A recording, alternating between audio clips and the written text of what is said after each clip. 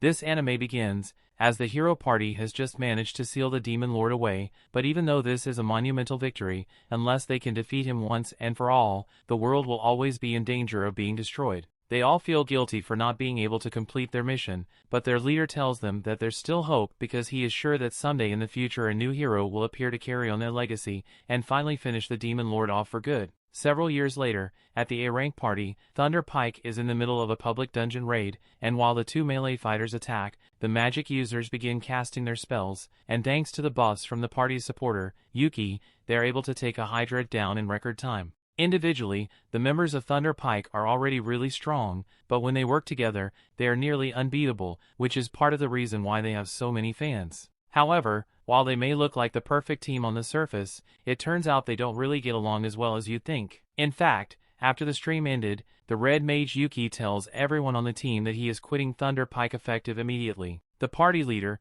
Simone, asks him why he wants to leave, so Yuke explains that he isn't getting a fair cut of their reward money. The money he received today is so little that he may have to start taking out payday loans, and that's a situation he doesn't want to be in. Simone tries to justify Yuki's low pay by claiming that Yuke isn't contributing enough to the party, and Barry chimes in to point out that Yuke never actually engages in any battles. All he ever does is burn through their items' durability with his pointless enchantments. Yuke can't believe Barry would call his enchantments useless, but Barry isn't the only one who feels that way. The only one who actually thinks Yuke is useful is Jamie, but that's just because he's good at setting up their streams. Camilla tells him that if he wants to be paid more, then he has to be more active as a member of the team, but Yuke doesn't think she has the right to say that since she's basically a healer and Yuke is always protecting her in battle. The fact that they don't value the work he does is exactly why he wants to quit the party, but Simon asks him if he's really sure he can manage on his own if he leaves. He says the only reason Yuke is even B rank is because they are childhood friends and Simon did him a favor by letting him join Thunder Pike, and even if he leaves,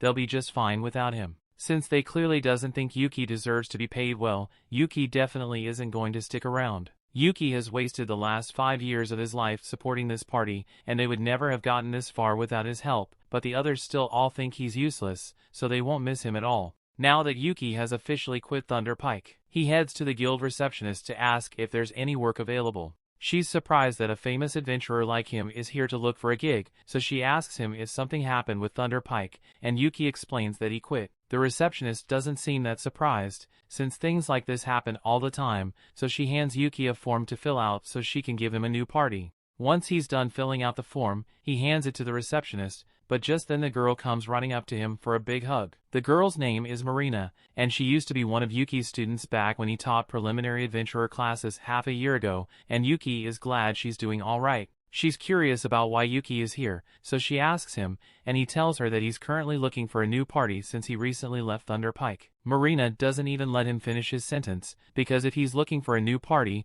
then she would love to have her beloved teacher in hers. Yuke agrees for her proposition, so a few minutes later he is seated with Marina and the rest of her party members, so they can discuss his joining. Silk loves the idea of Yuke joining their party, but she is surprised that an experienced adventurer like him wants to join their D-rank party. Yuke is currently B rank, so he could probably get into a much better party, but he doesn't mind being in a D rank party. And to be honest, he actually prefers it this way. Back when he was in Thunder Pike, they would always take on high-level missions, so Yuke would have to buy a ton of magic items to prepare, which left him in constant debt. That's why he wants to take it easy for a while, and just deal with some low-level quests instead. Since Marina, Silk, and Rain are all on board with the idea, Yuke officially joins their party, and their first mission together is to collect magic iron ore from the Pinto Mine dungeon. It's been a long time since Yuke felt excited to go on a mission like this, and it definitely brings back a lot of old memories from when he was starting out as an adventurer. Yuke recalls that this dungeon has a lot of magic ore veins on the 6th floor, and Silk tells him he is correct, but they were hoping to avoid fighting the 5th floor boss, so Yuke suggests they should start on the 4th floor instead.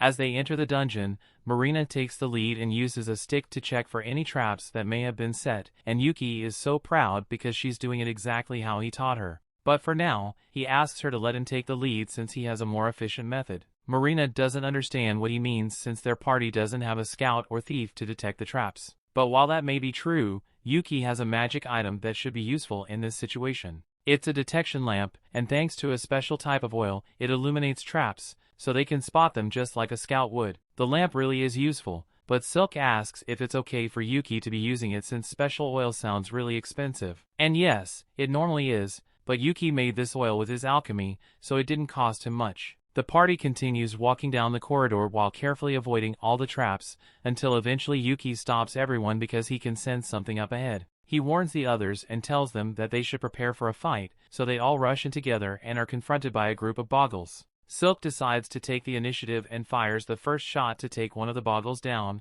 while Marina runs in to handle the rest. As she does this, Yuke casts overlapping physical enchantments on her so she can fight better. And at the same time, he casts a debuff on the baubles to trip them up. While the baubles are disoriented, Marina goes in for her attack, and in one fluid motion, she's able to cut both of them in half, something even she is surprised by. She turns around to ask Yuke if that feeling she just experienced was his magic, so Yuke confirms that he have cast 3 types of enchantment on Marina to help with her fight. Rain can't believe Yuke was able to cast 3 enchantments at once, and on top of that, he managed to do it with no incantation, but Yuke doesn't think it was all that impressive, so he just says they should keep moving. As they continue through the mine, he asks the girls about their usual dungeon exploration routine, so Marina proudly explains that they always take a break after each floor and check their equipment, just like he taught them to do. Since that's the case, Yuke suggests that they should rest a bit before they continue. After their break, Marina and the others check all their equipment for damage,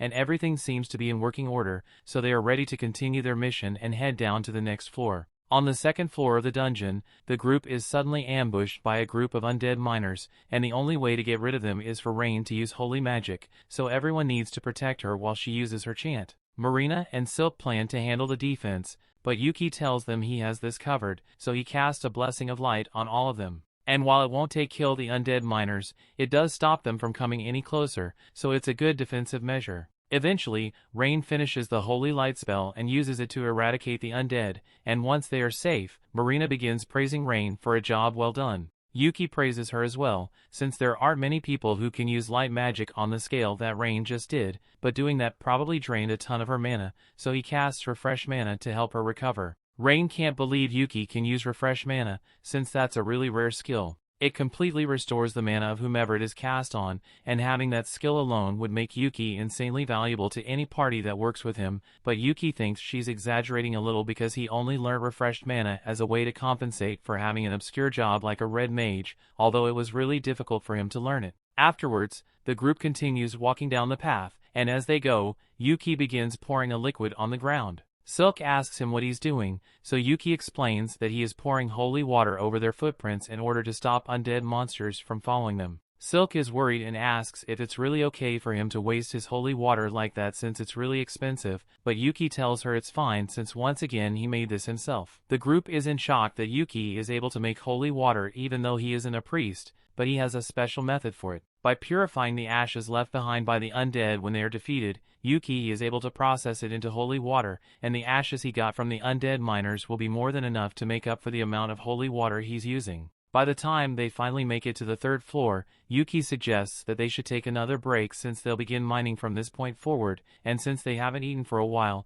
he whips out some cooking utensils from his magic bag and says he will make them a meal. Magic bags aren't that rare, but this is Rain's first time seeing a magic bag in person, so she's really excited. Yuke puts some sausage and eggs in a pan, and while that's cooking up, he pulls out a special pot. The girls watch as he taps on the side of the pot and it instantly fills up, so Yuke explains that the pot is a rare artifact that he found in a royal palace ruin. It basically fills up with a random soup every time you use it, so it's really handy to have. The girls are really grateful to Yuke, since this is the first time they've gotten to have such a good meal while in the middle of a dungeon mission, but when Silk takes a closer look at the food, she realizes that it has mana radiating out of it. She asks Yuke about it, but he tells her there's nothing special about the food since all he did was prepare it with lots of love. His alchemy skills might have accidentally enchanted the food, however, it shouldn't be a problem. The group eventually makes it to the 4th floor of the dungeon and are confronted by a rock lizard, but as the monster charges at them, Yuke casts a slow spell on it, so it practically freezes in place. Marina then rushes forward to attack, and normally she wouldn't risk it, but since Yuki's enchantments have buffed her strength and stamina, she decides to try using her magic blade ability,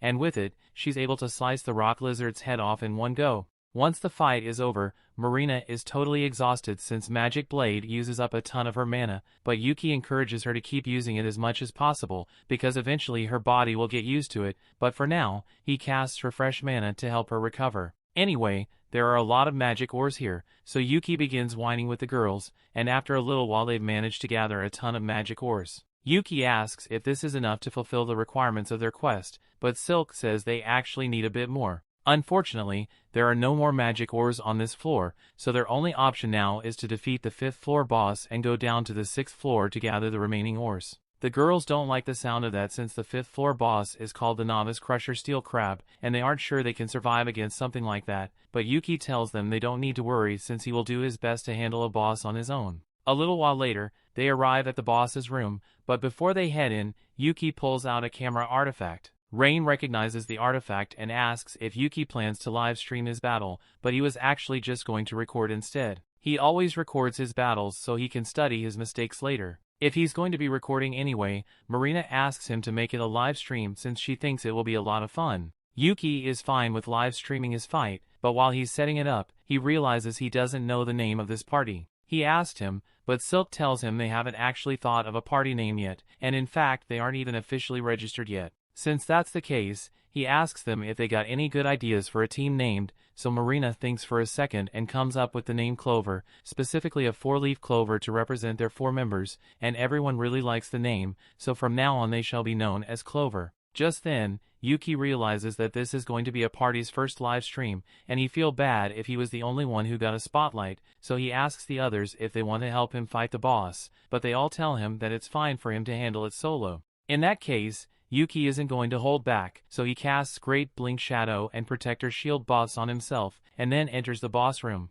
The Steel Crab awakens and immediately tries to strike Yuke, but he uses his speed buffs to dodge, and once he's out of the crab's range, he begins casting tons of debuff spells on it, and once the crab is sufficiently weakened, he casts a gravity spell to crush it against the floor. With this, the Steel Crab boss has been defeated and it didn't even take him 1 minute to do it, so Yuke is pleased with his performance. He then ends the stream and Marina runs up to hug him for being so amazing, but she's hugging him a little too hard, so the others ask her to let go before Yuke ends up in a wheelchair. After making sure his back is fine, Yuke tells everyone that they should bring the Steel Crab's body back to the guild, so they can sell the parts. He stores the entire things in his magic bag, and that's a huge help since they never would have been able to carry it back by themselves. So far, Yuke has been indispensable to their party, but Silk doesn't think it's fair for them to constantly be relying on Yuke like this, so Yuke suggests that next time they have a boss battle, everyone can participate so they'll gain some experience. The girls like the sound of that, but for now they still have to open the treasure chest they get for killing the floor boss, and when they do, they find a ton of magic ores so it looks like they won't have to mine anymore after all. The story continues. Dungeon streams are really popular all around the world, as they are a great source of publicity. The big companies often offer sponsorship deals to popular streamers, and right now Yuke's popularity is at an all-time high because the video of him defeating the Steel Crab with nothing but status effects spells has gone viral. Meanwhile, Yuke and the others are returning home, and while on the carriage, Yuke asks them what they thought of their first mission together, and the girls absolutely loved it. They learned all sorts of cool things from Yuke, so this was easily the best mission they've completed so far. In fact, they were all thinking of making Yuke the official leader of their party, since he has the most experience, and they all trust him with their lives since he was their teacher. Yuke is hesitant to accept the role since he never intended to take over Marina's party, but since they all say they want him to do it, he ends up agreeing, mostly so he can ensure their safety in future battles. While Yuke's party is celebrating their first victory, Thunder Pike is suffering a crushing defeat. Simon hired a new guy to replace Yuke after he quit, but he must still not realize how much Yuke is carrying their party, because he led them right into wolf territory and expected everything to just work out. Normally, Yuke would have cast a weakening spell in the wolves by now, but the new guy can't do that, so the wolves are way too strong for the party to handle, and as a result, Jamie gets chomped. Simon sees her in trouble and rushes to save her by decapitating the wolf, and while Jamie is technically safe now, her stomach is full of holes, so she'll die if she doesn't get help soon. Simon asks Camelot to cast a healing spell on Jamie, but Camelot says she's out of mana, so there's nothing she can do. It's not like they had a guy who could cast a mana restoration spell, did they? The group retreats to safety and Simon administers first aid to try and keep Jamie alive while Camilla's mana recharges. He asks if anyone has a healing potion, and the new guy, Cork, has one, but he doesn't feel like giving it to Simon since Simon made it painfully clear that he was responsible for buying his own equipment with his own money. Simon tells him that now is not the time to be worrying about money when one of his teammates is about to die, so Cork reluctantly hands over the healing potion and Simon feeds it to Jamie. Thunder Pike has really been on a downward spiral lately,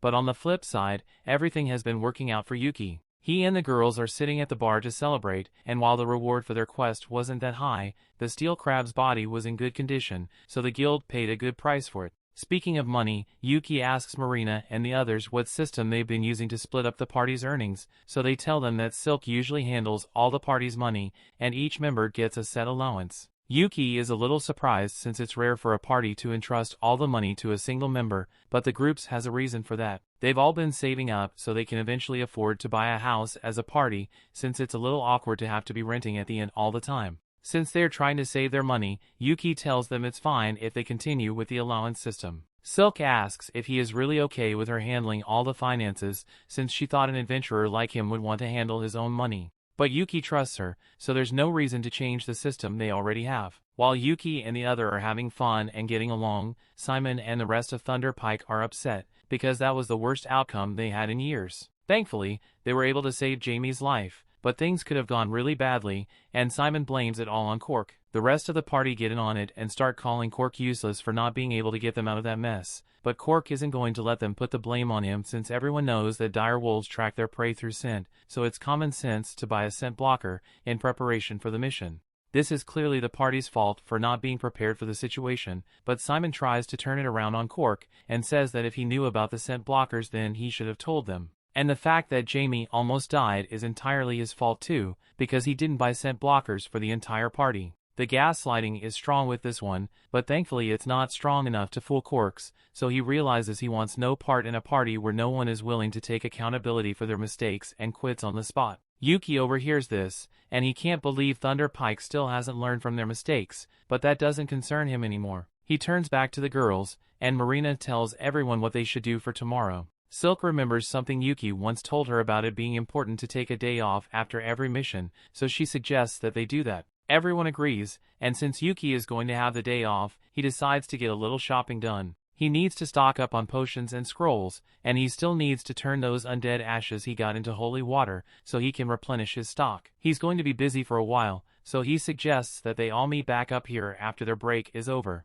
Just then, Marina notices that the dungeon string highlights of the day are being shown, and Yuki's fight against the steel crab is number 1. He is shocked since he only uploaded it a couple of hours ago, but it already has over 5,000 viewers, and it's still going up. People find it really interesting that someone with an obscure job like a red mage was able to take down a red crab without even needing to touch it. The announcers tell everyone to keep an eye on Yuke and his party Clover, because they just might become the world's greatest party. Simon and the other members of Thunder Pike see Yuki's stream as well, and they are all incredibly jealous that Yuke is actually doing well without them, but they still refuse to admit that Yuke might have been more useful to them than they gave him credit for. Thunder Pike is always going to be a bunch of haters, but it looks like there is actually someone else hating on Yuke from a distance, and he seems mad that Yuke is getting comfortable with his new party. A couple of days later, Yuke is back in the guild and he's looking at the notice board to see if he can find any quests that will be good for the girls. The receptionist sees him struggling to decide, so she comes over and asks if she can help. Yuke asks her if there are any quests that are easy enough for a party of noobs,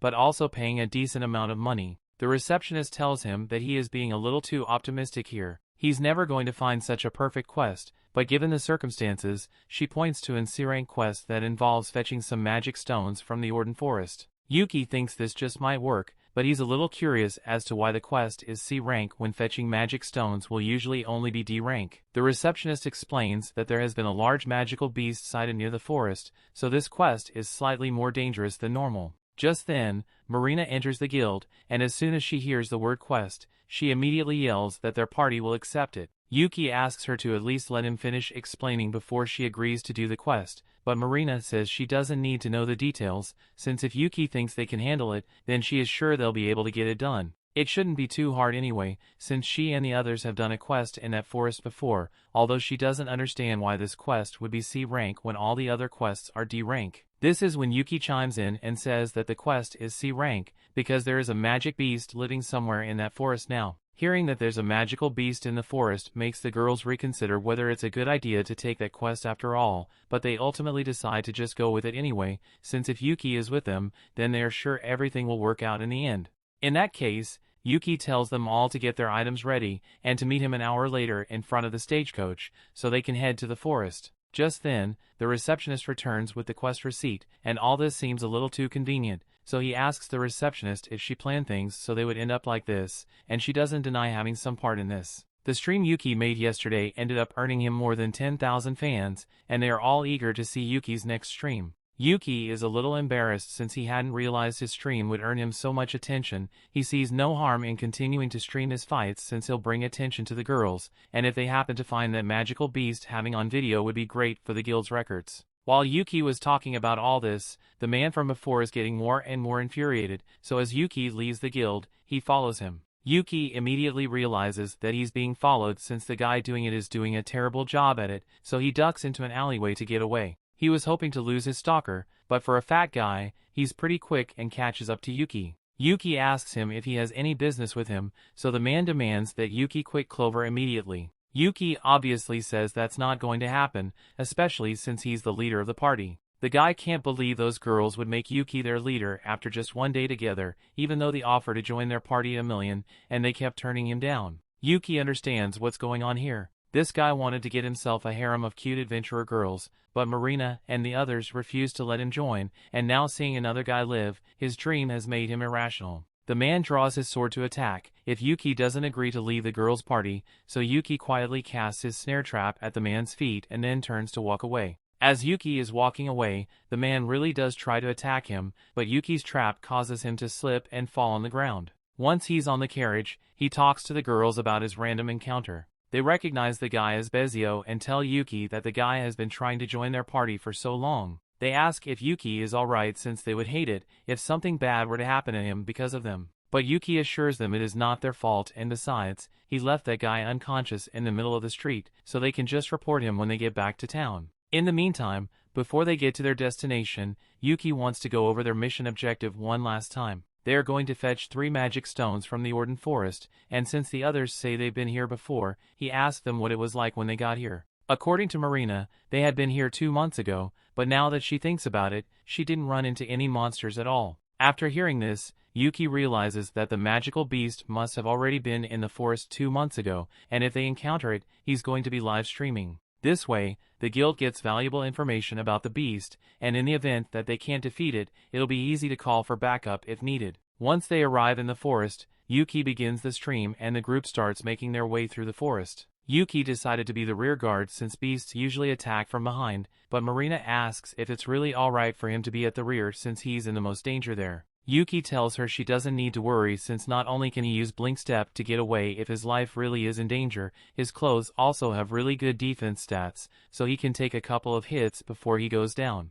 They soon reach the waterfall where they are meant to gather the magic stones, but just before they could reach there, Yuke tells everyone to wait because he can sense something coming. The magic beast finally reveals itself, but all the confidence Yuke had earlier goes about the window, because that thing is a high-level monster that's usually only found in the deepest parts of the dungeon, a Zarnag. The girls are nowhere near strong enough to handle this thing or even survive a minute against it, so Yuke gets in front of them and tells Silk to lead the others back to the Adventurers Guild and get back up while he holds this thing off here. However, the girls know that Yuke doesn't stand a chance against that thing either if he is fighting solo, so they refuse to leave his side, otherwise he might really die. Yuke can't really argue with that, so he agrees to have them fight with him and cast his enchantment spells on them. He and Marina are handling the front line, so Marina charges forward first, but the Zarnag squats her away effortlessly. Yuke tries to use his layered status effects on it, and while it does disorient the Zarnag, it doesn't do much damage to it, so he's running low on options.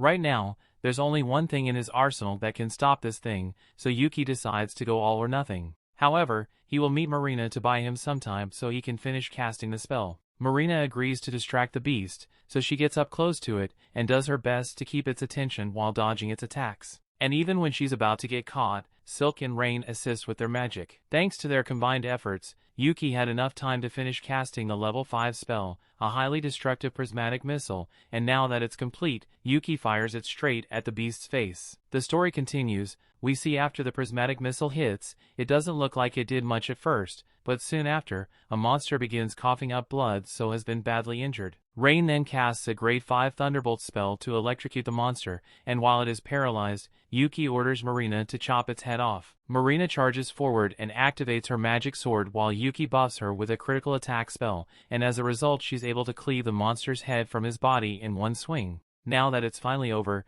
Yuke falls to his knees in relief because he can't believe they managed to defeat the monster without any of them dying, and back in town, all the spectators of the stream are equally as amazed, especially by the spell Yuke used because no one has seen anything like it before, but there's always got to be that one hater in the crowd. Back in the forest, Yuke is feeling a little lightheaded because of all the mana he had to use during the fight, but overall he's still in good condition. He's glad everything worked out, but that fight was way too tough for a group of newbies like them, and the only reason they managed to make it out alive was because they got lucky. He tells the girls that he's going to scold them later because of their reckless behavior, but the girls think Yuke was just as reckless as they were because he initially ran into battle alone, totally expecting to get himself killed, and that's unacceptable behavior. Yuke can't deny that he was prepared to sacrifice himself, so he compromises and says they can all talk about their grievances later. For now, they should probably wash themselves off since they are all covered in sweat and Marina is covered in Zarnag blood. While the girls bathe in the river,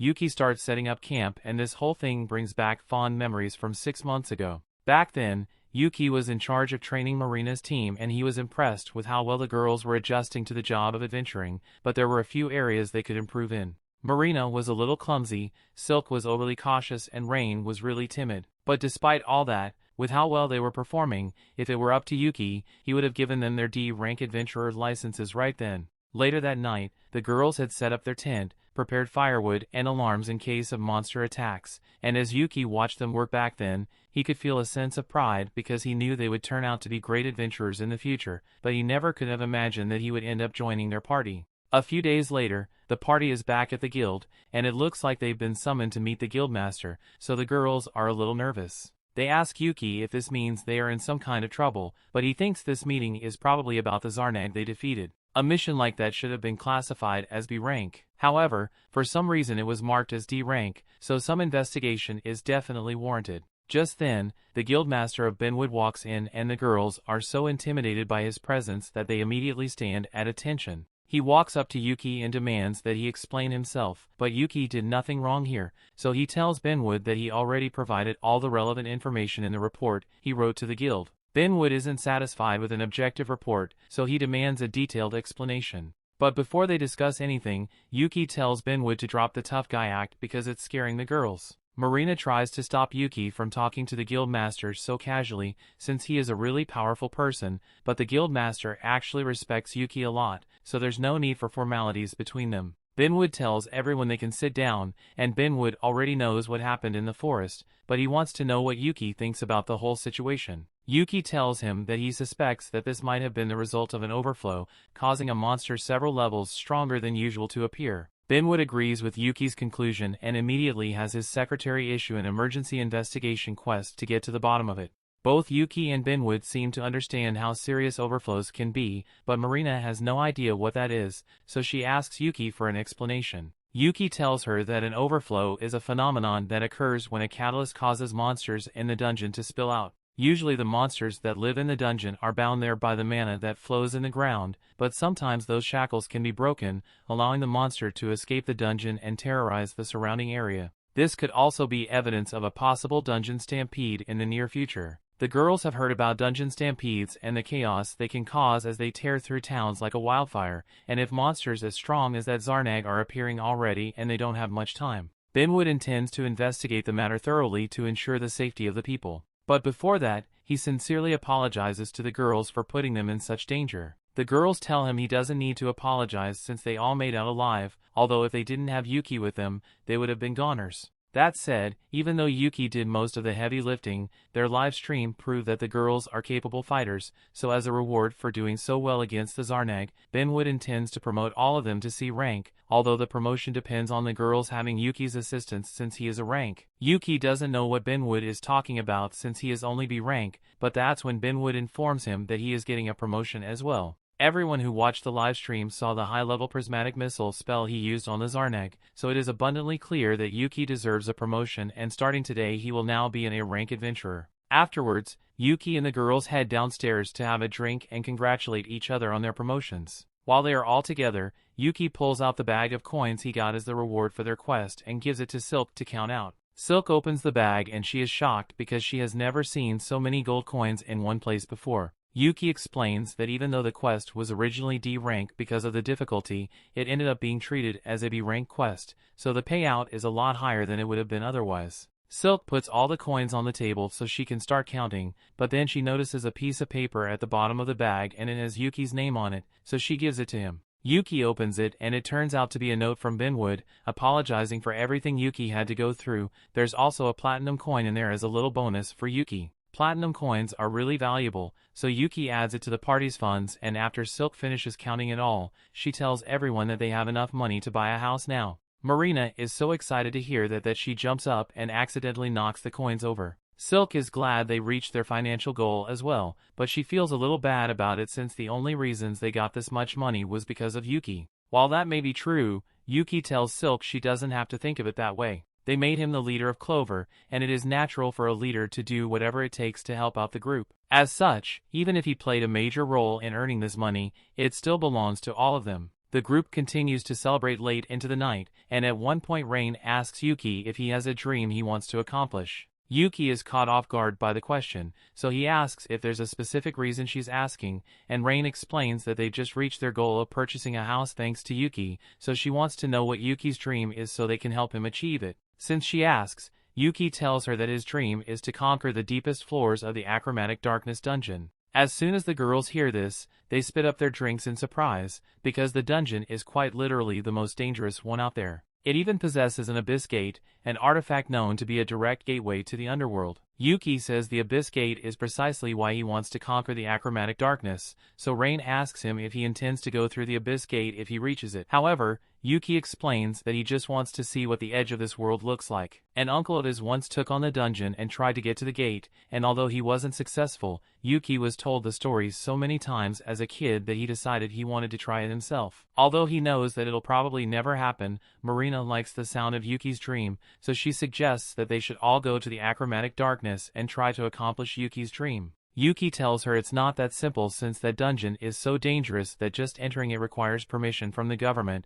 and you'd have to be an A-rank party to gain approval. Even so, Rain still thinks it'd be a good idea, so she says she wants it to be her party's next goal. All the others agree and promise to work hard to make Yuke's dream a reality, but they won't be attempting it anytime soon though. With each passing day, Clover's streams have been gaining more and more popularity. Right now they are streaming a battle against an undead hand, and thanks to their flawless teamwork, they are able to take it down with a lightning spell from Rain and a rock scroll from Yuke. That concludes the stream, so they wave to their fans, and everyone at the guild absolutely loves them, all except the members of Thunder Pike who hate how popular Yuke has become. Barry thinks Yuke's only looks impressive because he is in a team of newbies, but Simon actually heard that Yuke recently got promoted to a rank, so he might just be that good. Besides, Yuke's popularity isn't their biggest concern right now. Thunder Pike has been constantly failing quests recently, and Simon thinks it's because all the new people they hire end up being useless morons. In fact, none of them ever end up sticking around for more than one day,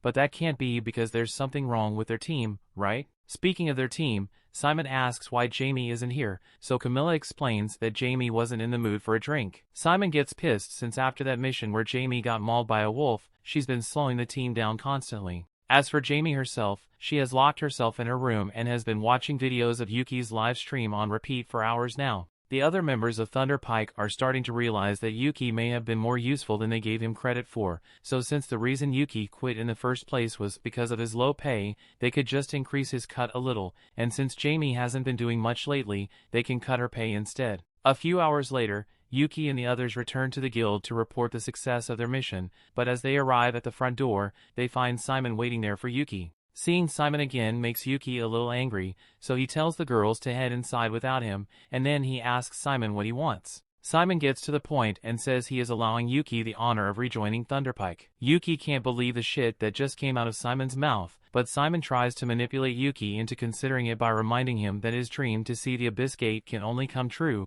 if he's part of an A-rank party like Thunder Pike. Plus, ever since Yuke bailed on Thunder Pike, they've been struggling to complete quests, so Simon says it's Yuki's responsibility to come back and make things right. Yuke listened to everything Simon had to say, but it's too bad he doesn't care though. He and Simon may have been childhood friends, but that means nothing after all the disrespect Simon has given him, so Yuke wants nothing to do with him ever again. He then walks inside, leading Simon to stew over the consequences of his actions, and meanwhile Bezio was watching the whole thing, and he seems to have a sinister idea in mind. Back inside, Yuke meets up with the girls, and they ask him what happened with the guy outside. Yuke explains that that was Simon, the leader of his former party, and as soon as Marina hears this, she gets worried because Yuke might end up rejoining Thunder Pike. But as Yuke stated earlier, nothing on earth would ever make him go back to that shit show of a party. That aside, they still have to report their mission success to the guild, so they all head to the reception desk and afterwards they'll have drinks to celebrate.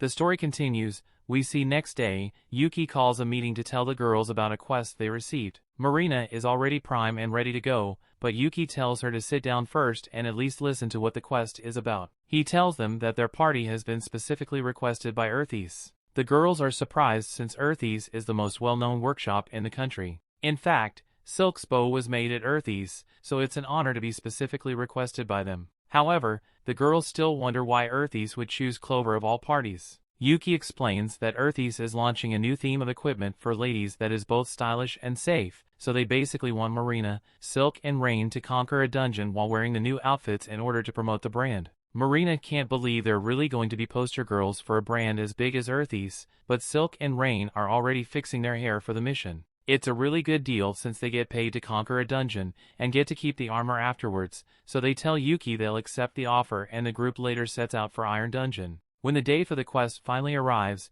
Yuke meets up with the girls outside the dungeon, and they've already changed into the new Earthies gear. Yuke tells them they all look really cute and on top of looking good, the equipment is all really functional so he thinks it suits them. But for some reason, Rain seems to be upset with him and he doesn't know why. The group enters the dungeon, and as they do, Yuke explains that this dungeon is relatively old and only has 4 floors, but at the bottom there is an entrance to a separate dungeon, which is what they will be clearing. To get to the second dungeon's main entrance, Yuke says they're going to have to take the stairs, but those stairs are really long, so Marina asks if they can just climb down the middle with a rope to save time. Yuke tells her that normally she would be right and people have tried doing that in the past, but this dungeon has a distortion field preventing you from going anywhere that isn't a designated path. He tells them to be careful not to get caught in the field, but then he notices that Rain still seems upset, so he asks her if he did something wrong. Rain doesn't say anything, but the others know why she's upset, so they tell Yuke to take a closer look at Rain's outfit. Yuke looks at Rain,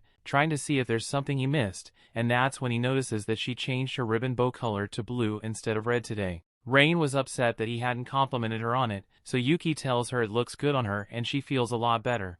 They then head down to the second floor and thanks to his lantern, Yuke spots a trap ahead so he tells the girls to stand back while he takes care of it. He pulls out a long stick, and with it he taps the trap, causing several dozen spears to spring up from the ground, walls and ceiling. That would have been an unpleasant way to die. But since he has already triggered it, it should be safe for them to continue forward now. They are going to have to squeeze through all the spears, so while walking, Yuke asks if anyone is having any trouble. Thankfully, since their new armor is so snug, the girls have no trouble passing through the spears. Once they make it a little farther down the corridor, Yuke senses something up ahead and warns the girls to get ready for battle. The group comes face to face with a group of orcs, and the second Silk sees the orcs, years of generational hatred comes flowing back into her mind. Yuke knows that orcs are the natural enemy of elves, but he asks Silk to remain calm so she doesn't make a mistake. Yuke plans to hit them with powerful magic first, then Marina will attack with her sword, and Silk can provide backup from the rear. Now that everyone knows the plan,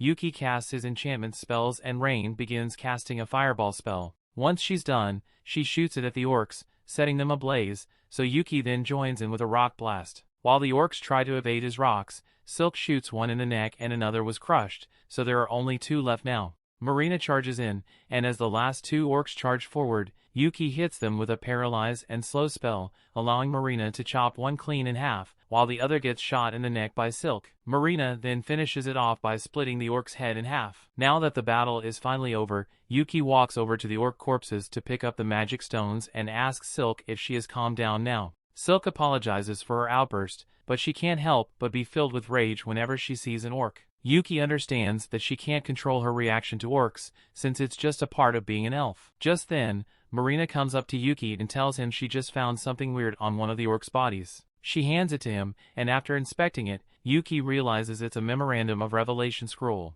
It's an artifact that can uncover hidden abilities in people who use it. It's kind of odd that a low-ranked orc would have something like this, but in its current state, it's not that valuable since it's so damaged. However, it would be a waste to sell it off, so Yuke says he's going to fix it and let one of the girls use it. Silk asks what happens if one of them uses the scroll, so Yuke explains that it will unlock a hidden talent. For example, it might grant you a second job, or maybe a new skill. If that's what the Revelation Scroll does, then Rain and Silk suggest that Marina should use it when it's repaired, since she only has one job right now. Marina is a little hesitant to accept since sword mages are rare and she's not sure she has the potential to become one. Still, Yuke thinks it's worth a try anyway, since even if she doesn't get a second job, she might end up uncovering some sort of hidden ability. Just then, a chest appears as their reward for defeating the orc, and after opening it, they continue walking until they get to the break room between floors. The reward they got from the chest was a magic bag, so Rain is over the moon with joy since everyone said she could have it.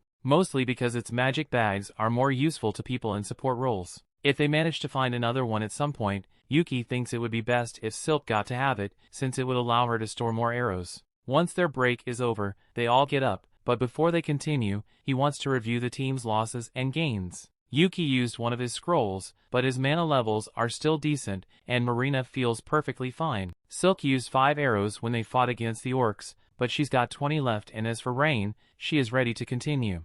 Since everyone is still in good condition, they continue down to the 3rd floor and Yuke warns everyone to stay alert since even though this floor doesn't have a floor boss, they have to be ready in case they get attacked. There used to be a door to the main dungeon, the abandoned city, but around 10 years ago the door just vanished so anyone can just walk in now. It is said that in the past, the door was guarded by multiple shadow stalkers, and from what Yuke knows, the shadow stalkers are supposed to look like solid black mannequins with shiny eyes, but those things haven't been seen in years, so there's no way they'd run into one here. However, there's a black mannequin with shiny eyes just staring at them menacingly from the 3rd floor, so Marina asks if they should be concerned about that. That thing is definitely a shadow stalker, and Yuke thinks it's unbelievable that they're actually seeing one here, so he makes sure the recorder gets a good view of it. The shadow stalker may look creepy, but they don't have to worry for now since it's on the 3rd floor. There's no way it can cross the distortion field. However, the shadow stalker proceeds to jump down and pierce through the distortion field like it's nothing, so they might be in trouble after all. Yuke tells everyone to get ready to fight and pulls out a scroll of multi-enchant to buff the girls as much as possible.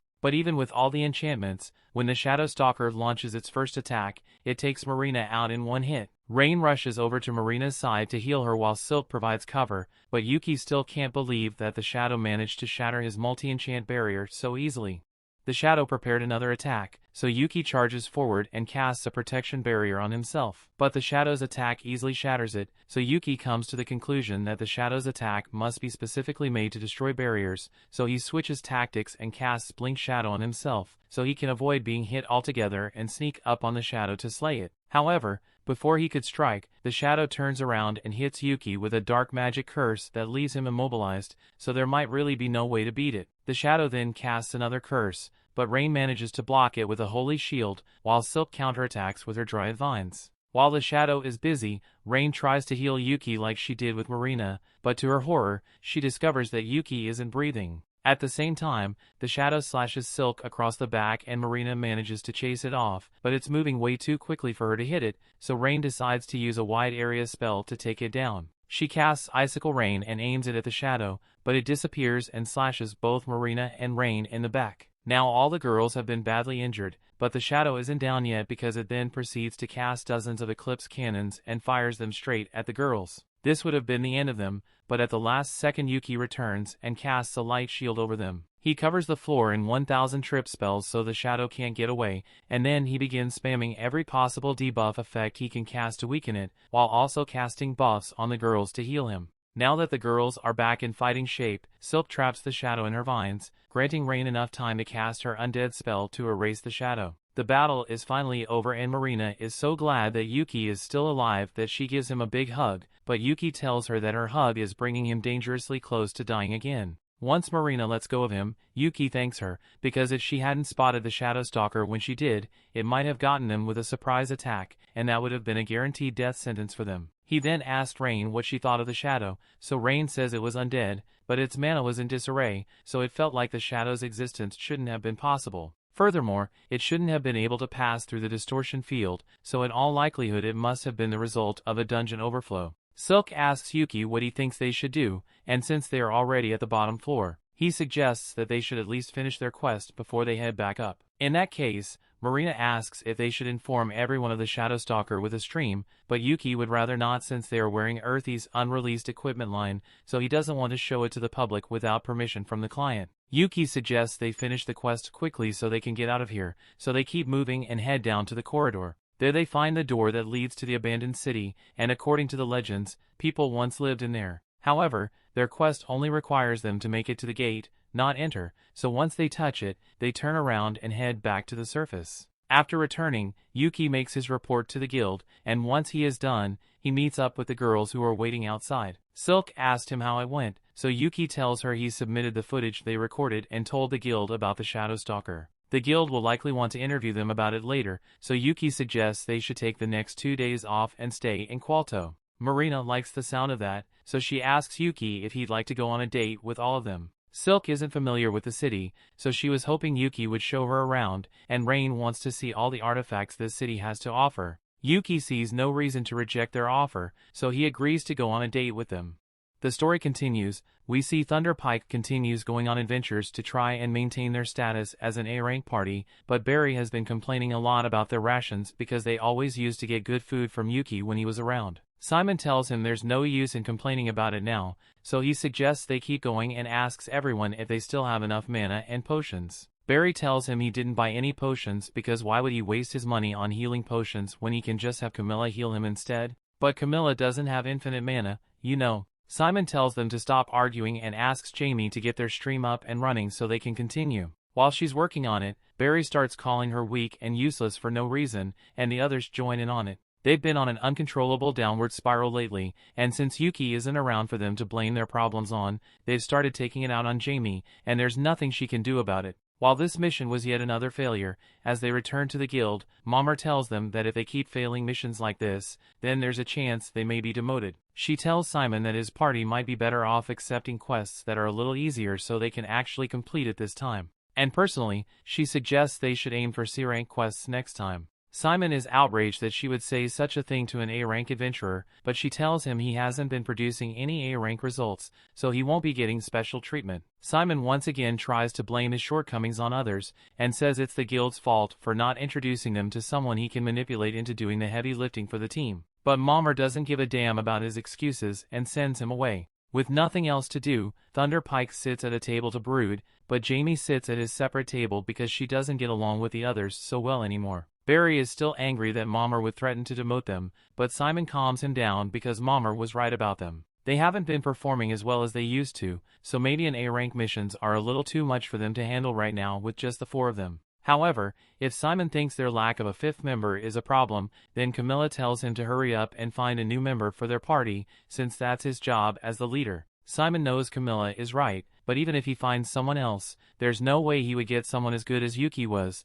so Barry asks him if they can just bring Yuke back to Thunder Pike. However, Simon already tried that and Yuke turned him down, so if he's going to bring Yuke back, then he's going to have to do something to convince him to ignore the past few years of gaslighting he had to endure. That's why Simon suggests that they should take a mission in the Achromatic Darkness dungeon, since it has always been Yuke's dream to conquer it because he wanted to find an abyss gate. Simon thinks they can lure Yuke back into their party if they pretend that they are interested in clearing the dungeon, since only rank parties are allowed to go in there, so there's no way Yuke could do it with the newbie girls in his party. Barry thinks this is a great idea, so he agrees with Simon's plan and Jamie is just wondering how she ended up stuck with a bunch of idiots like them. Meanwhile, Yuke and the girls are heading out in town, and while walking to their destination, Yuke tells them that he heard the Iron Dungeon was temporarily closed for an investigation, although it shouldn't be surprising since a shadow stalker did show up for the first time in 10 years. As they continue walking down the street, they eventually find the man they are here to meet, and he takes them to inspect a house that they are interested in buying. Monday shows them around and the house looks pretty good, but Yuke doesn't think it's right for them since ground floor homes are easy targets for burglary. It's hard to stop people from looking in through the windows, which is a major privacy concern since the girls will be living here. In that case, Monday offers to show them a different property and leads the group to a second house. This one was newly remodeled into a family home and has private bedrooms on the second floor along with an underground storage space and roof access. Marina thinks this place is great and Yuke likes it too, but he still hasn't made a decision on it yet, so he asks Monday if he could put a hold on this house for a little while. Monday says he will keep the house on the market in case Yuke decides to buy it, but for now he has one last property to show them. Yuke and the others follow him to the next house, but as they walk, Yuke starts feeling a bit uneasy. Rain notices this, so she asks Yuke if something is wrong and he tells her it's not a huge deal, but Thunder Pike's base is near here, so he's a little worried he might run into them while he's here.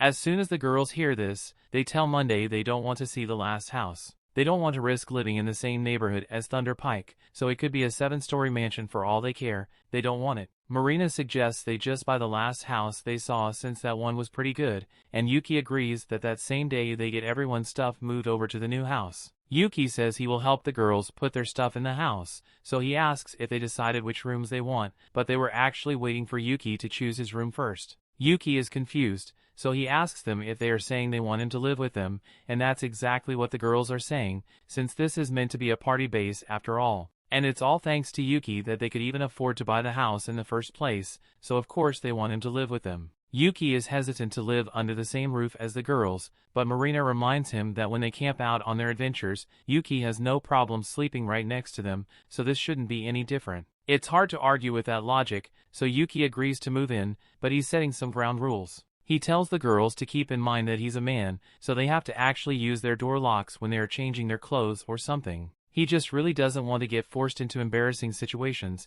and as long as they all respect each other's privacy, there shouldn't be any issues. With that settled, they sit down at the lunch table to eat and toast to their future as Clover. However, Yuke notices that Rain is a little distracted, so he looks at the TV and to his surprise, he sees a report about a party taking on the Achromatic Darkness dungeon. The announcer talks about how Thunder Pike receives permission from the guild to perform an investigation in the Achromatic dungeon, and they apparently teamed up with another party, all with the aim of reaching the Abyss Gate. Hearing that Thunder Pike is going after his dream is a massive slap in the face to Yuke, and the girls think he must be really upset, but he actually says he is fine. After all, it's not like it's a race, and if he's going to take on the Achromatic dungeon, he wants to do it with Clover and he couldn't care less if Thunder Pike wants to do it before him. He wants to just forget about them and continue with their meal, but then he gets some mail from the guild saying he is being summoned. He and Rain go to see what this is about, and they are informed the party has specifically requested Yuki's help on an upcoming mission of theirs.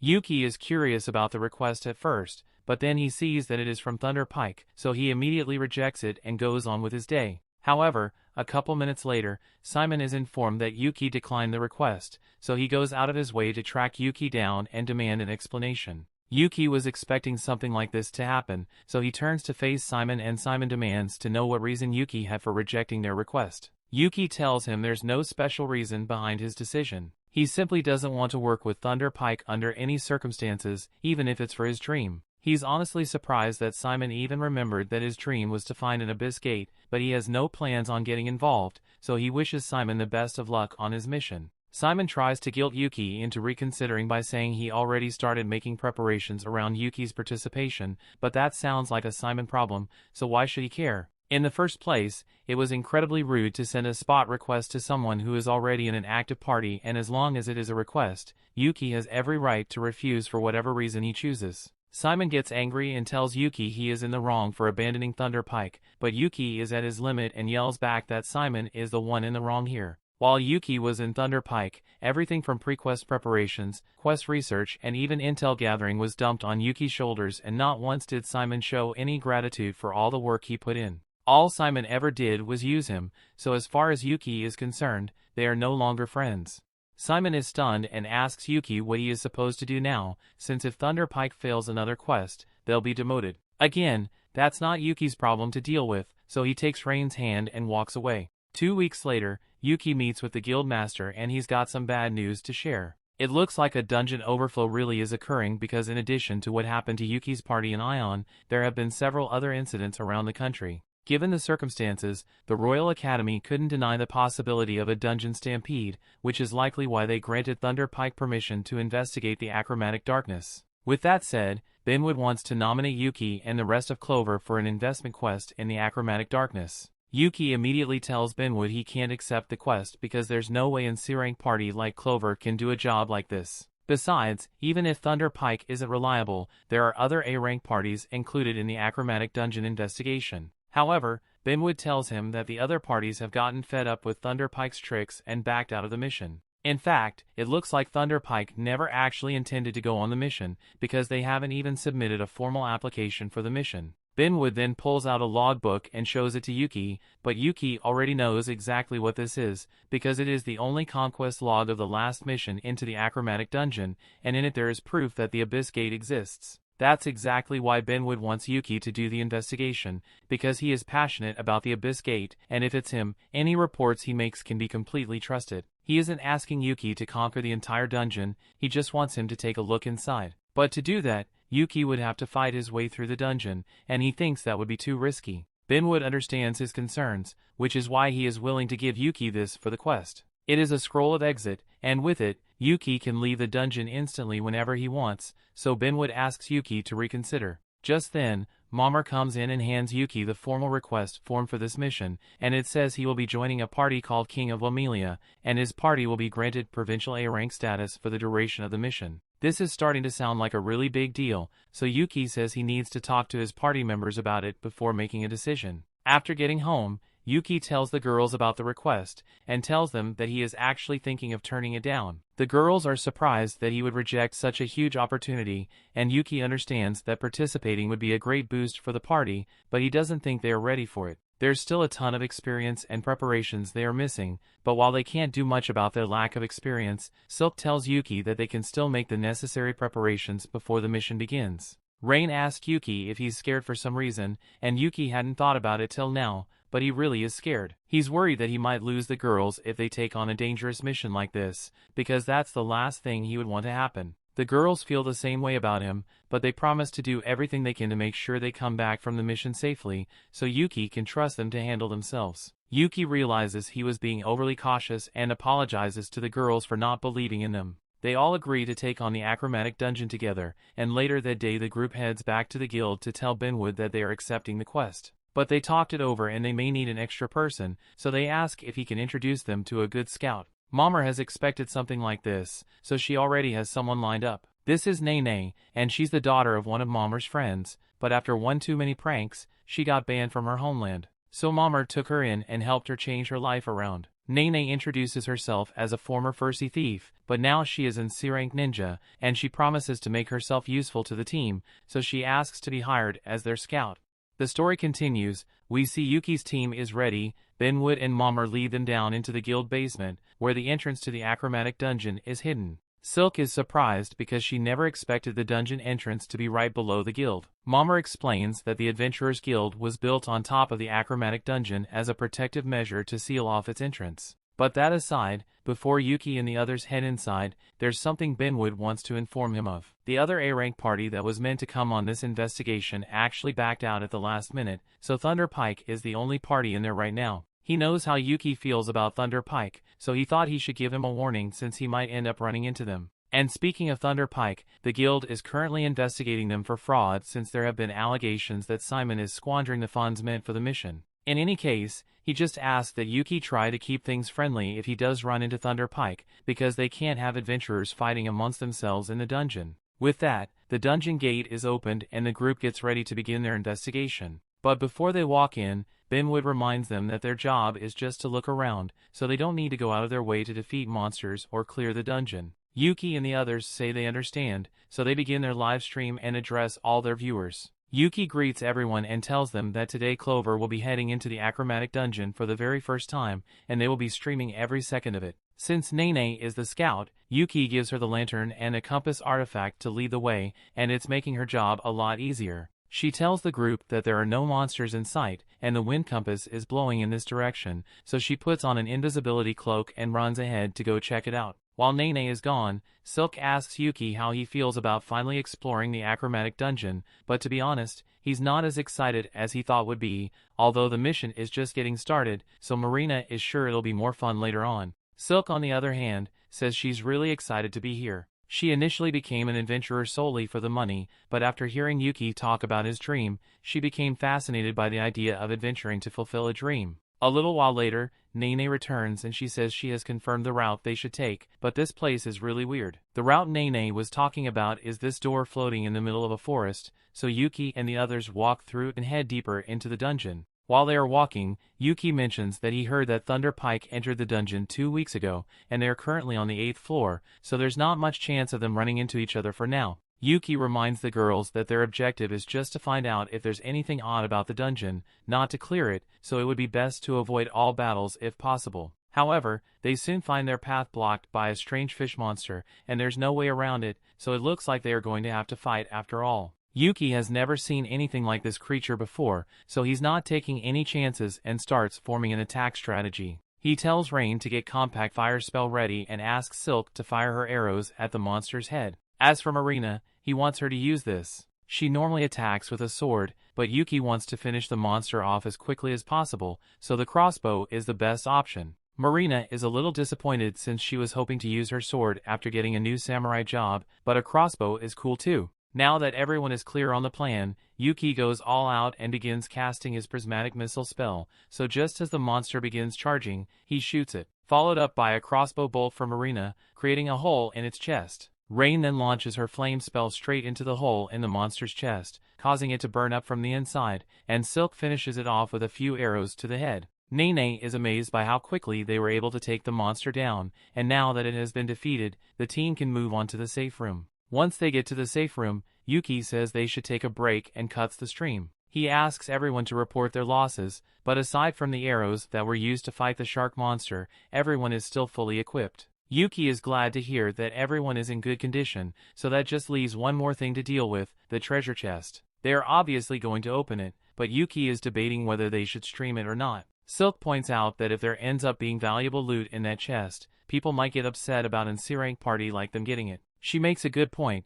so Yuke says they should open the chest off camera and gives Nene the go-ahead to pick the lock. She does as instructed, and while picking the lock, she discovers that there's a trap built into it. But that's not an issue since she is skilled enough to avoid it. Nene eventually gets the chest open, and they are all amazed to see that it is full of beautiful gems, so Yuke tells Silk to hold onto the jewels and gold for now. She starts putting them into her magic bag, and once she's done, Yuke takes a look inside to see if there are any artifacts. No idea why they left some jewels in the chest, but Yuke finds a ring artifact that looks really promising, as well as this cube thing. He's a bit confused since his appraisal didn't give him any information about the artifact, but that's because the artifact has no attributes yet. It sounds interesting, so Yuke intends to report its existence to Benwood before trying to use it. But as for the ring, he thinks it would be great for Rain, since it's an artifact that keeps its user calm. And it's clearly already working since she only slightly freaked out over Yuke getting down on one knee and putting a ring on her finger. They continue making their way through the dungeon, and before long, Nene is able to track down the second-floor staircase. Yuke tells her she's doing a great job as their scouter, but Nene tells him it's all thanks to the wind compass artifact he let her borrow. It allows her to find the staircase by following the air currents in the dungeon. Yuke is a bit surprised since he thought everyone used similar artifacts to traverse the dungeon, but he just has so many in that it seems normal to him. Once they make it into the second-floor safe room, Yuke asks everyone to state all the strange things they've seen so far. Silk mentions that the scenery seems to have changed in some locations, and then there's that shark head thing, but most intriguing of all is the fact that they found a treasure chest in the first-floor safe room. That made no sense to him because treasure chests are usually only located in the deeper floors, and the value of the items found in the chest is directly proportional to the danger of the floor, so the fact that they found all those gems along with 2 valuable artifacts doesn't add up. All of this is more than enough reason to warrant suspicion, and just to be safe, they probably shouldn't risk going too deep for now, so Yuke suggests they should turn back for the day. This mission has been a great success since they managed to investigate quite a bit, found some interesting artifacts and suffered no losses whatsoever, but unfortunately Yuke's good mood is ruined because he ends up running into Thunder Pike. He had really hoped he wouldn't have to see their faces ever again, and it's clear they haven't changed one bit because Simon, Barry, and Camelot all start berating him for being ungrateful, while Jamie stands at the back and tries not to get involved with her other teammates' tantrum. Simon then approaches Yuke and says that since Clover is down here, he's going to be nice and form an alliance with them, so he demands that Yuke hand over all the data and valuable loot he got during his expedition. Yuke can't believe the sheer audacity of Simon to think he would agree to something like that. But Barry smugly points out that Yuke's party is C rank, so it's natural for them to team up with an A rank party, and Yuke should be grateful that they are even offering. The live stream is still going on, so all of Yuke's viewers see him and Simon arguing, and they can already tell something interesting is about to happen. Simon continues spouting his BS and also demands that Yuke give him all the credit for any information he gathered. Yuke is getting tired of listening to Simon's stupidity, but before he could say anything, Silk beats him to it. She calls Simon shameless for trying to take advantage of others, but Simon, Barry, and Camilla are discriminatory against dark elves, so they call her a filthy follower of the dark god and say a savage like her has no right to speak in their presence. That was the last straw for Yuke because they can disrespect him all they want, but if they insult a member of his precious family, then someone's going to die today. Simon tries to downplay his and the others' blatant racism, but Yuke is dead serious about his threat, and he tells them that he would sooner die than ever work with him again. He doesn't want to spend even another second near Simon, so he tells everyone in Clover that they are leaving in terms to walk away, leading the three narcissists furious, and Jamie is really uncomfortable. And remember, all that was caught on Yuke's live stream, so a lot of people just saw Thunder Pike act openly racist, and it's only a matter of time before they get cancelled.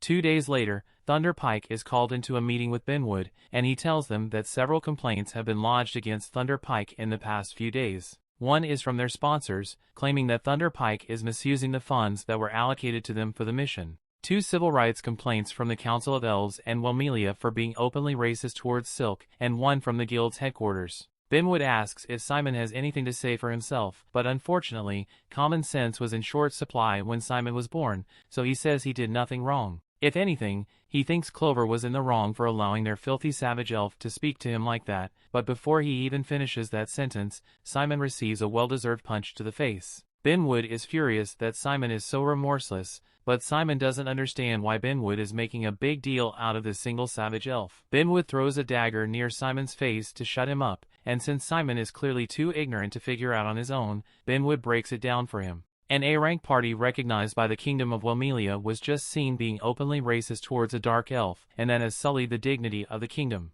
Simon thinks Benwood is overreacting over a little argument between adventurers, but Benwood grabs him by the neck and tells him his little argument may end up damaging the kingdom's relationship with the elves. So here's what's going to happen. Benwood wants Simon and the others to make an apology stream immediately, and he had better be prepared to lose his adventurer's license as well, or maybe even be exiled from the kingdom altogether. Simon is starting to realize how serious this actually is, so he tries to bargain by saying there will be no one to complete the Achromatic dungeon investigation if Benwood exiles them, but Benwood tells him that he will be just fine without them. Unlike Thunder Pike, Clover has proved themselves to be capable of handling themselves and working together in dangerous situations, and while they are on the mission, they have been provisionally granted A-rank status. Simon is left speechless upon realizing that Clover is A-rank. Benwood doesn't want to waste any more time talking to Simon, so he tells him to get out of his office and start working on that apology stream. Simon can't believe this is happening to him, and he has no intention of apologizing for what he did either because he doesn't think he did anything wrong.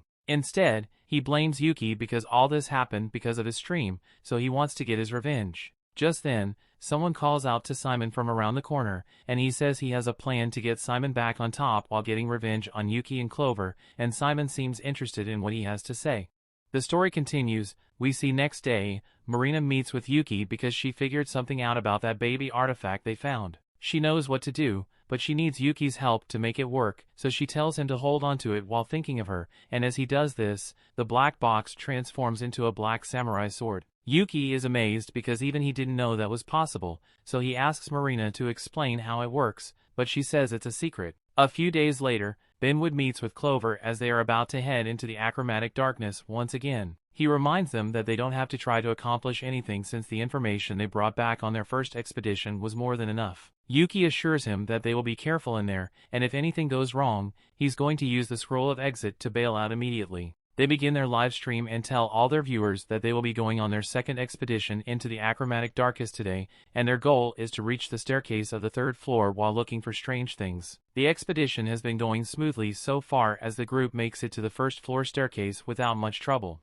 But as they head up the 2nd floor, they find something none of them were expecting: a wide open field. The girls find it hard to believe that they are still inside a dungeon when they can clearly see the sky. But Yuke remembers seeing records of some dungeon floors that look like outdoor areas, so this isn't that strange. The only point of concern for him is that outdoor floors usually only appear around the 20th floor, but they are currently on the 2nd floor, so this isn't normal. Yuke thinks the dungeon layout must have changed, so he would like to get a better look at their surroundings, but unfortunately he didn't bring a telescope with him. Luckily, Rain knows a telescopic vision spell, so Yuke lifts her up onto his shoulders so she can take a look around. Rain looks out into the distance, and at first she doesn't see anything, but then she spots a little house on the other side of the field. Since it's the only thing they spotted in this field, Yuke and the others start heading towards the house, but as they walk, Silk asks him if it's normal for there to be houses in a dungeon. Yuke knows ruins are often found in dungeons, but this is the first time he has ever encountered a full house, so he's not sure what to expect from this. And the fact that there's a sun here only adds to his worries,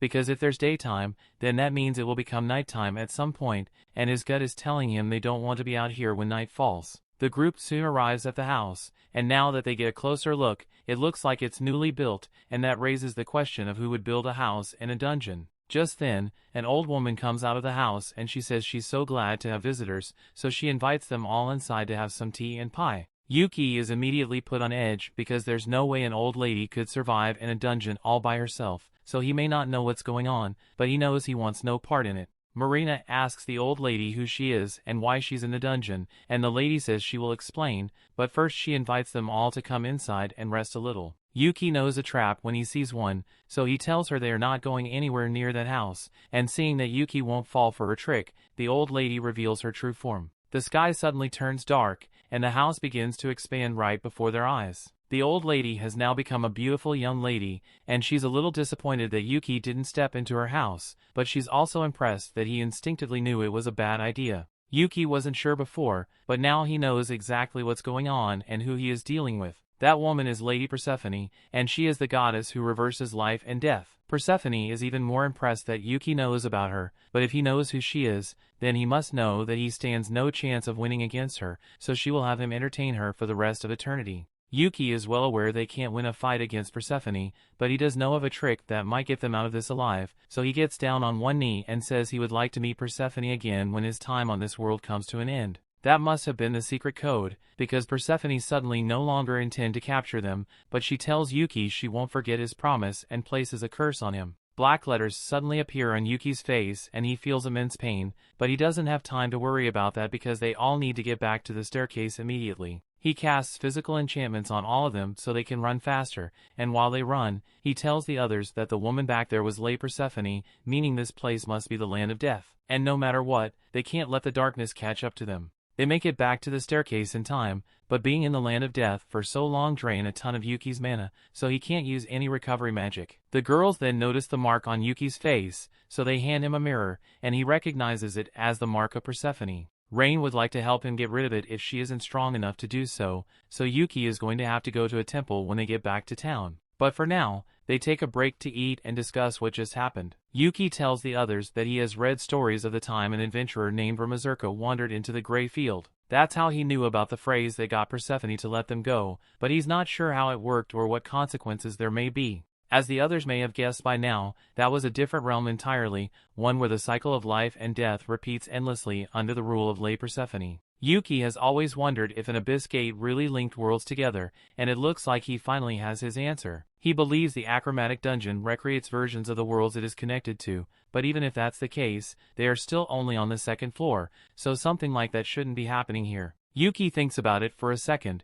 and he realizes they may not be on the second floor after all. He remembers reading some records of the Vanguard conquering something similar to this floor once before, meaning this must be the 30th floor. That means the staircases are transporting them to random floors in the dungeon. If the floors of the dungeon are really being skipped somehow, then there's no telling what else could happen, so Yuke thinks it might be a good idea to use the exit scroll to leave immediately, but Silk tells him to wait. His mana is still drained from his encounter with Persephone, so using the scroll now would put too much strain on them. The girls suggest they should stay in the safe room for a little while longer, at least until they've all recovered. And since that's what they want, Yuke agrees. They'd all go to sleep, but by the time Yuke opens his eyes, he finds himself tied up with Simon standing over him. He questions why Simon of all people is here, but Simon says he simply followed Yuke and the others here. Yuke demands to know what he wants, but Simon tells him to calm down unless he's fine with the girls getting hurt. Camelot only cast a sleep spell on them for now, so they are still okay.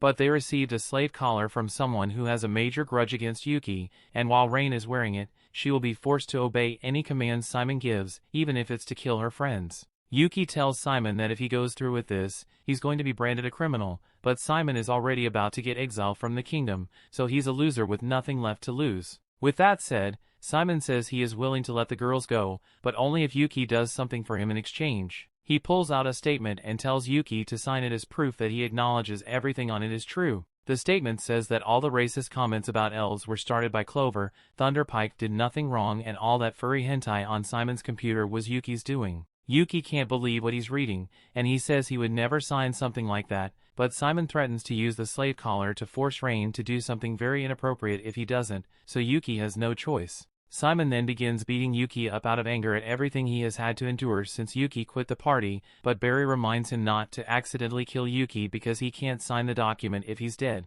Simon realizes he's right, but he still wants to make Yuke suffer, so he tells him he's going to order Rain to kill Silk and make Yuke watch the whole thing. Yuke begs him not to do it and says he will sign the document, so Simon gets in front of him and brings out a quill for Yuke to sign with. Jamie stands in the back looking guilty for what her teammates are doing, but she's not getting a pass after letting things get this far. Yuke is just about to sign the document, but all of a sudden they feel a massive earthquake happen. The earthquake soon passes, so Simon tells Yuke to hurry up and sign the paper already, but Yuke is still worried about that earthquake that just hit. This is a safe room, so if an earthquake reaches here, then it's a clear sign that the dungeon is destabilizing. Simon thinks Yuke is just making stuff up to stall for time, but a few seconds later the floor collapses beneath his feet, sending Simon, Barry, and Camilla falling into an abyss. The rest of the floor is going to give out soon, so Yuke tries to wake the girls up so they don't die from the fall, but they are still out cold. Yuke tries pulling out the scroll of exit so they can escape the dungeon immediately, but Simon must have taken his magic bag while he was asleep, so he doesn't have any of his artifacts. The floor soon gives out entirely, so Yuke and the others are sent falling to their doom. But fortunately, midway through the fall, Jamie casts a feather falling spell that allows them all to land safely, all except Simon, Camilla, and Barry. Those guys are hurt badly, and they deserve every bit of the pain. Simon yells at Jamie for helping Yuke instead of him, but they've got bigger problems to deal with because a ton of orcs have surrounded them and they have no way out. Jamie runs over to Simon and grabs Yuki's magic bag to return it to him, and once he has his bag back, he pulls out the scroll of sanctuary to cast a barrier while Jamie undoes the sleep spell Camilla cast on the girls. Once the girls are awake, Rain takes over barrier duty to buy Yuke enough time to use the scroll of exit and get all of them out of here. Yes, even Thunder Pike too. Jamie asks if he's sure since he has every right to leave her and the rest of Thunder Pike down here to die. But even if what they did was downright evil, Yuke doesn't want to let them die in a dungeon. Unfortunately, Yuke underestimated just how short-sighted Simon can be, because while Rain was maintaining the barrier, he decides to take her hostage. As a result, the barrier goes down, so the others are forced to fight the orcs to keep them away. Yuke wants to help, but he can't do anything while he's stuck in the scroll activation state, so Simon might actually kill Rain. Luckily, Jamie runs up from behind Simon and knocks him to the ground to save Rain. A scroll is about to activate, so Yuke yells for Jamie to come over to his side so she can teleport out of here with them, but before she could move, Simon elbows Jamie in the face and starts walking over to the teleportation circle. Barry and Camilla plead with him to carry them to the circle too, because they can't move, but Simon doesn't care about them anymore, so he's fine leaving them behind. However, before he could get to Yuke, Jamie lasers him through the knee to stop him from getting to Yuke. Yuke calls out to her again because the scroll is about to activate, but there's no way she'll make it in time, so she just smiles and accepts her fate as Yuke, and the others teleport away. Simon begins to panic after realizing that he's out of options, so he pulls out his last resort and stabs himself in the neck with some sort of injection as the orcs close in.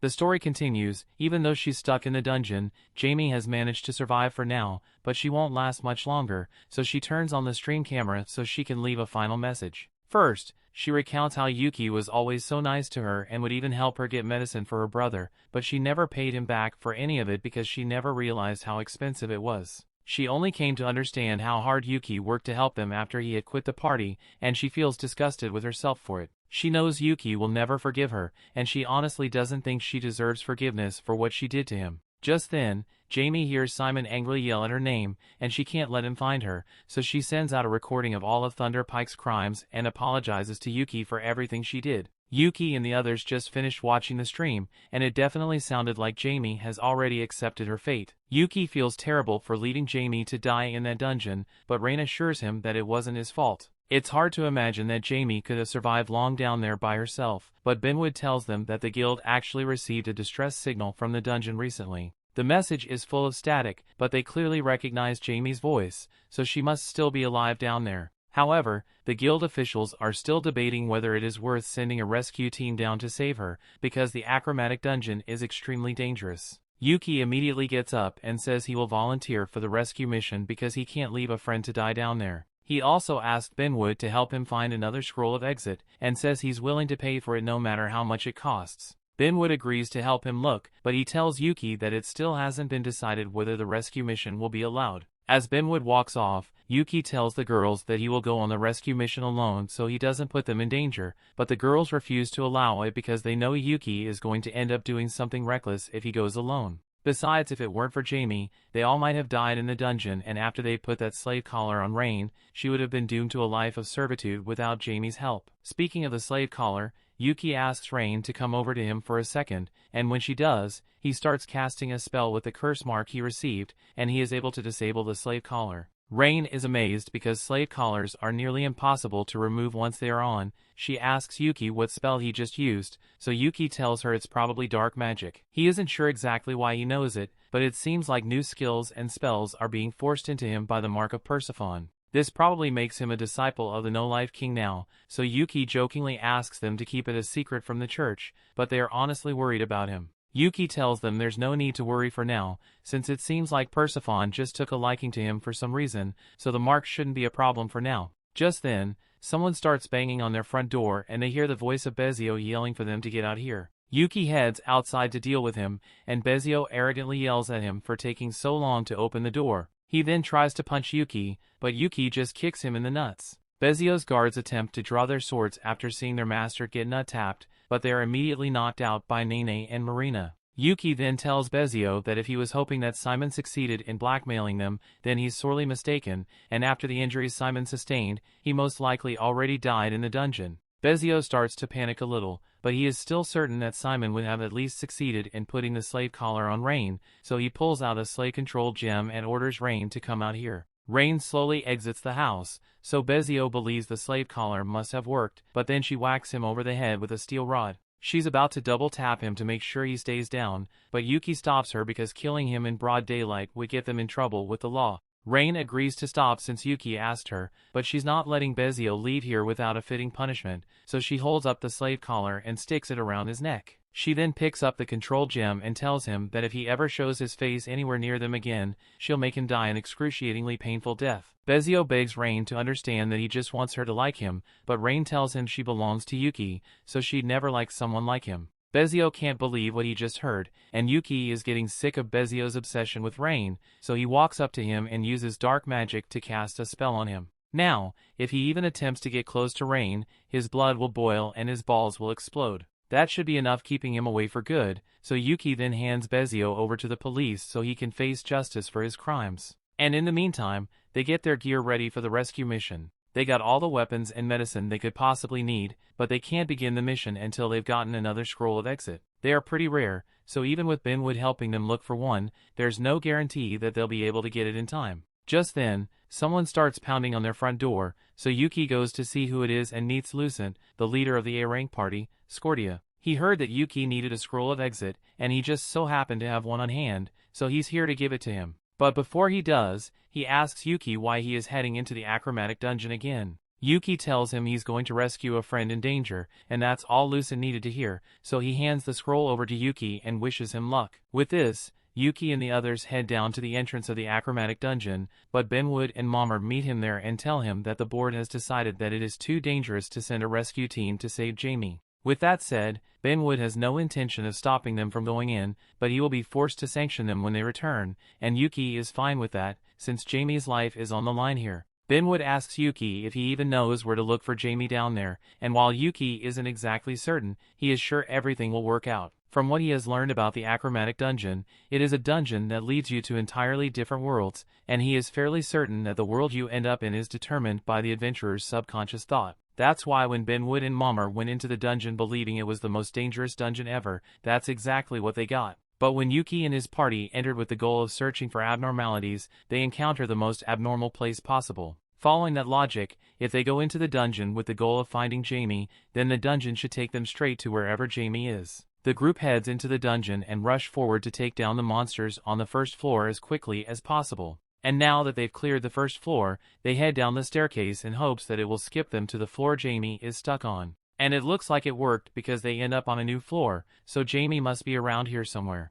But this place is creeping everyone out because it looks like it has been completely destroyed, so Silk suggests they should hurry up and find Jamie so they can leave as soon as possible. Just then, Nene finds a trail of blood leading into an apartment complex, so the group follows it and they find Jamie badly injured and bleeding out by the well, but she isn't the only one there. Simon suddenly appears, and Yuke is shocked to see him because there's no way he could have survived the dungeon after all the injuries he suffered. As Simon approaches, everyone is put on edge because he was already bad enough when he was just a human, but now he's something else entirely. It's the feeling they had when they went up against the Shadow Stalker, leading Yuke to realize what must have happened. Among the artifacts that Bezio gave Simon, there was one that was particularly dangerous, and Simon must have used it to turn himself into an undead so he could stay alive. And Simon is still hell-bent on making Yuke suffer for everything he has had to go through. Marina charges forward to try and stop Simon, so Yuke gives her a physical enchantment boost as she clashes with him. Simon still outclasses Marina in strength, so it's hard for her to make progress against him,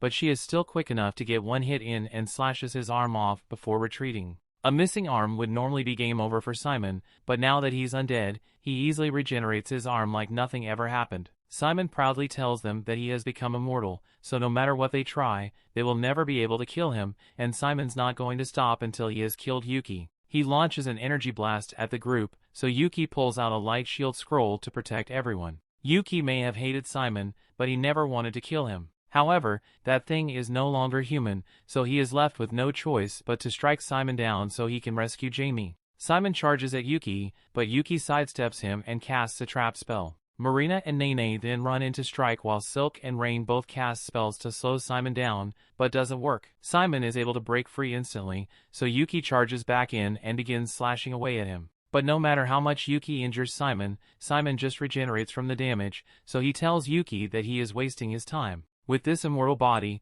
Simon believes he is invincible, so he is going to make it his mission to ensure that Yuke and his friends never make it out of here alive. Yuke thinks back to his childhood days when Simon was still a decent person, and he can't believe that Simon really devolved into this lunatic in front of him. But what's done is done, so Yuke raises his sword and prepares to finish this. He summons the power of Persephone's Mark and begins casting his most powerful attack spell. Simon doesn't even bother trying to interrupt him because he is sure that no spell in the world could ever kill him. Yuke finishes his chant and casts Prismatic Missile at Simon, and at first it doesn't seem to do anything, so Simon laughs and tells Yuke that there's nothing he can do to kill him. And while that may be true, Yuke tells him he's going to wish he could die in a second. Simon doesn't understand what Yuke is talking about, but all of a sudden his head explodes from the inside out. Simon's body tries to regenerate, but it keeps exploding over and over, so Simon screams out in agony, and Yuke turns to walk away. Marina asks him if he's not going to finish Simon off, but Yuke says he can't because Simon really is immortal. That spell he cast was a modified prismatic missile, which in theory will remain active until its target dies, so with Simon's immortal body, he is due to suffer constant agony for all eternity. Yuke feels terrible about what he has just done, but he was left with no other choice. He then walks over to check on Jamie's condition, but it's not looking good for her. Rain has been trying to cast healing magic on Jamie for a while now, but it's not working. Yuke asks Rain if she's got any healing potions left, and she does, but even the healing potion doesn't work. Jamie tells them that it's an effect of Simon's magic blade, so no amount of healing magic will ever close the wounds. She tells Yuke it's over for her, but Yuke refuses to let her die, so he decides to use Persephone's mark. He has no idea if this will work, but he puts Jamie's hand on the mark and casts Dispel Magic on her, and it successfully lifts the curse from Simon's sword. Jamie is relieved that Yuke managed to save her, but she's lost a lot of blood, so she ends up passing out. Yuki's worried about her, but Rain says she should be fine after she gets a little rest. Now that everyone is safe, Nene says they should hurry and get out of here because it just turned nighttime and a ton of Shadowstalkers are spawning.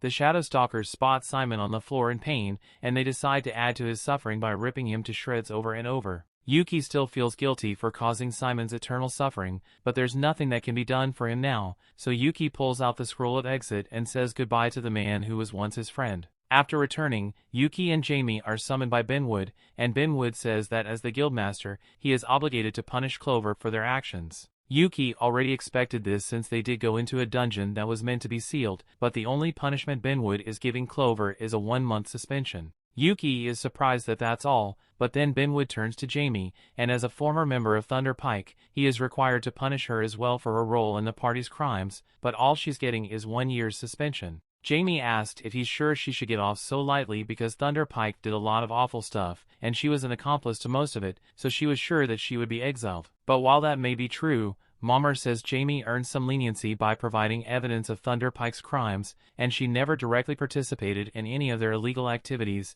so there is no need to punish her further. As they are leaving the guild, Jamie apologizes to Yuke because Clover got punished for coming to save her, but Yuke tells her she doesn't have to worry about it. Jamie tells her she can't just stop worrying about it because she took advantage of Yuki's kindness for so long. She is disgusted with herself for just going along with all the abuse the party dished out on Yuke. She asks him if he thinks she can change, but Yuke tells her she has already changed a lot because she just apologized to him and they are having a normal conversation. Honestly, Yuke sometimes wonders if things might have been different if he had been more vocal about all the things he did to help Thunder Pike back then, but there's no use in thinking about it now. He asks Jamie if she's ready to go home yet because he's sure her brother must be waiting for her, so she thanks him one final time and the two go their separate ways.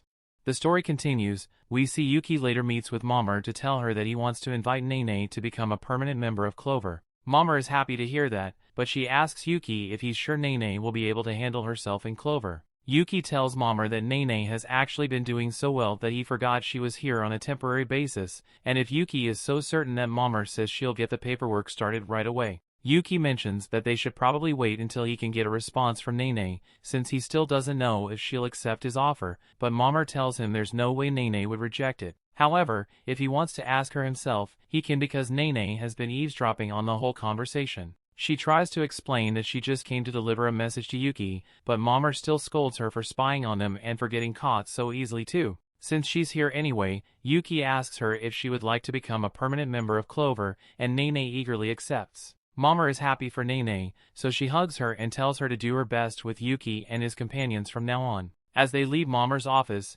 Yuke asks Nene about the message she said she was supposed to give him, so Nene hands him a letter from Silk, and as soon as Yuke reads it, he understands what it's about. Nene asks him what it's about, so Yuke tells her they should probably go visit Jamie. Jamie is currently doing some organizational work in the private study of Benwood, and when Yuke arrives, he tells her he is impressed with how easy she makes it look. Benwood apparently gave up on keeping this place organized years ago, so it's become incredibly messy, which is why he hired Jamie to clean it up. And speaking of which, Jamie has been meaning to thank Yuke because she knows he is the one who recommended her for the job. Yuke pretends that he has no idea what she's talking about, but Jamie knows he had something to do with it, and she's very grateful because of her 1-year suspension. Having a different source of income is really helpful. Anyway, she asks Yuke if there's a reason he came to see her, so Yuke tells her that Silk has something she wants to discuss with Jamie, so he was hoping Jamie could stop by their base after she's done with work. Jamie doesn't mind, but she has no idea why Silk would want to see her, and Yuke doesn't want to give her any details either. Once Jamie is done for the day, they all start walking back home, but it's really cold since it's winter time. This city doesn't get much snow, but back in Yuke's hometown, it used to snow a lot, so he remembers having snowball fights with Simon all the time when they were kids. Remembering Simon gets Yuke a little down, so Jamie and Nene try to cheer him up a little. They eventually arrive at the Clover house, so Yuke tells Nene and Jamie to head in first. Nene and Jamie get the feeling that Yuke is up to something because he never acts like this, but they still don't know what it is, so they just head inside. However, as soon as they set foot in the house, they are met with a party others have organized to welcome Nene and Jamie to Clover. That's why Silk sent Nene out on an errand earlier so she wouldn't figure out the surprise. Nene is ecstatic to officially be a member of Clover, but Jamie doesn't know how to feel about this. Yuke never asked her if she wanted to join, so he's worried that he might have overstepped by adding her to the team. But that's not the problem here. Jamie is glad that Yuke invited her to join the party, but she doesn't think she deserves such kindness after all the trouble she caused them. The other members of Thunder Pike did a lot of terrible things, and for the most part, she just stood by and watched it all happen. Silk tells her she doesn't need to feel guilty because she was the one who saved them from Simon and the others when it mattered most. They own their lives, and she's an experienced veteran, so they'd love to have her in their party. With that said, it's time for them to begin a welcome party, so they all sit at the table for the feast, and Yuke is about to raise a toast in honor of Jamie and Nene. But before he does, Marina has a question to ask. The reason they named their party Clover was because there were 4 of them, but now they have 6 members and she's not sure if 6-leaf clovers are even a thing. Yuke doesn't know either, but Jamie tells everyone that 6-leaf clovers really do exist, and in the language of flowers, they symbolize glory. Marina is amazed that Jamie knows so much about flowers, and glory is a good symbol for the party, so they all toast to the new Clover. Later that night, Yuke is walking Jamie back to her house, and while they are walking, Yuke starts thinking about the past. He tells Jamie that when he first came to this town, he kind of admired her. Jamie is so shocked to hear this, but Yuke tells her she gave off a real city girl vibe back then. So as a guy from the countryside, she seemed really glamorous. Of course, since then, Yuke has lost a lot of that innocence, but Jamie remembers him being a lot cuter back then. Since he had never seen a city before, he could barely figure out how to use the water pumps or how to navigate the streets. Yuke doesn't like remembering how stupid he was back then. Besides, Simon came from the same village as him, so he was just as bad as Yuke was. Bringing up Simon gets Yuke in a bad mood again, so Jamie asks him if he ever thinks back on how the old days used to be.